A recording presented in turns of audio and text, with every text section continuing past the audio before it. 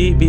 Cooper एक ऐसा hijacker जिसने एक जहाज हाईजैक किया और 2 लाख अमेरिकी डॉलर लेकर दौरान परवाज गायब हो गया। इस हाईजैकर को डी.बी. कूपर कहते हैं। दुनिया की नंबर 1 एजेंसी FBI को 45 साल लग गए, लेकिन डी.बी. कूपर का कोई सुराग न मिल सका।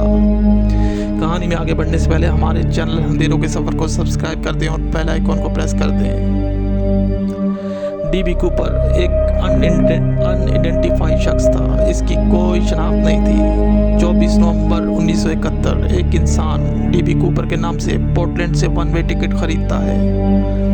वो इस जहाज में सवार होता है। नॉर्थ वेस्ट की ओरिएंट एयरलाइंस की परवाज 305 थे। ये जहाज बोइंग 727 एयरक्राफ्ट था।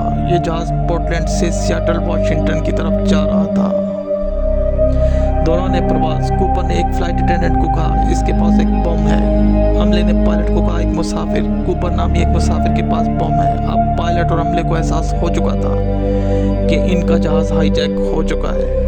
कूपर ने अपनी डिमांड बताई, 2 लाख अमेरिकी डॉलर और 4 पैराशूट।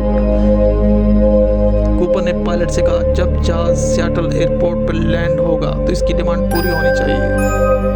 त्यारा सियाटल एयरपोर्ट पर लैंड हुआ। पायलट ने ओरिएंट एयरवेज के हाई ऑफिशियल से रब्ता किया और उन्हें बताया कि हमारा जहाज हाईजैक हो चुका है और हाईजैकर की डिमांड है 2 लाख अमेरिकी डॉलर और 4 पैराशूट। हाई ऑफिशियल की तरफ से कहा गया, हाईजैकर से किसी किस्म की कोई मज़ामत नहीं होनी चाहिए। हम हाईजैकर की डिमांड पूरी करेंगे। त्यारा सियाटल एयरपोर्ट पर मौजूद था। ओरिएंट एयरवेज के हाई ऑफिशियल्स ने पैसों का एक बैग और 4 पैराशूट जहाज में भिजवाए। जो पैसे ओरिएंट एयरलाइंस ने भिजवाए थे वो एल सीरियल से शुरू होने वाले नोट थे। ऐसा इसलिए भी किया गया क्योंकि ये नोट कोई भी कहीं भी यूज़ करता तो पकड़ा जाएगा। अब कूपर की डिमांड पूरी हो चुकी थी। जहाज को एक बार फिर उड़ान भरनी थी। अब जहाज कूपर की हिदायत के मुताबिक परवाज करनी थी। जहाज ने एक बार फिर सियाटल फिजाओं में बुलंद हुआ। फ्लाइट अटेंडेंट का कहना था, कूपर में किसी किस्म की कोई घबराहट नहीं थी, बल्कि वो बहुत रिलैक्स था। दौरान फ्लाइट कूपर का फ्लाइट अटेंडेंट से कई बार रब्ता हुआ। कूपर ने पायलट से कहा कि जहाज को मेक्सिको के रीनो नेवाडा एयरपोर्ट की तरफ ले जाए। पायलट ने कूपर को ओके कहा। अब कूपर ने पैराशूट और पैसों का बैग लिया और 727 जहाज के लास्ट में AFT डोर ओपन करके इस जहाज में से छलांग लगा दी। पायलट ने इमरजेंसी लैंड करके जहाज को वापस सियाटल एयरपोर्ट में ले आया। दोस्तों, डी.बी. कूपर की तलाश शुरू कर दी गई, लेकिन कूपर का कुछ पता न चल सका और ना ही कोई निशानी मिली।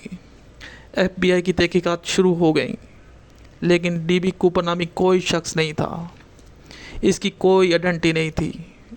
इसे कोई नहीं जानता था। वो कौन था, सिर्फ नाम था, डी.बी. कूपर।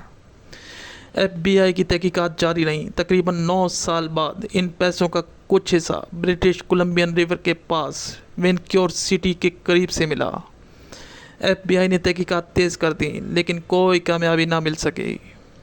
FBI ने अपनी रिपोर्ट में लिखा, इनका ख्याल है कि कूपर मर चुका है। नामुनासिब मौसम और पैराशूट का इस्तेमाल कूपर का बचना नामुमकिन लगता है, लेकिन कोई यकीन से नहीं कह सकता कि कूपर ज़िंदा है या मर चुका। FBI की तहकीकात 45 साल तक चलती रहीं और कभी भी कूपर के बारे में कोई मालूमात नहीं मिल सकी। कूपर कौन था, कहाँ पैदा हुआ, इसके माँ बाप कौन थे, कुछ मालूम नहीं हो सका। बिलाखिर 2016 को कूपर की तहकीकात बंद कर दी गई।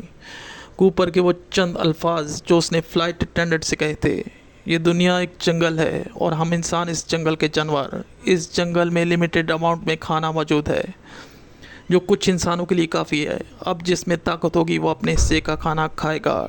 डी.बी. कूपर।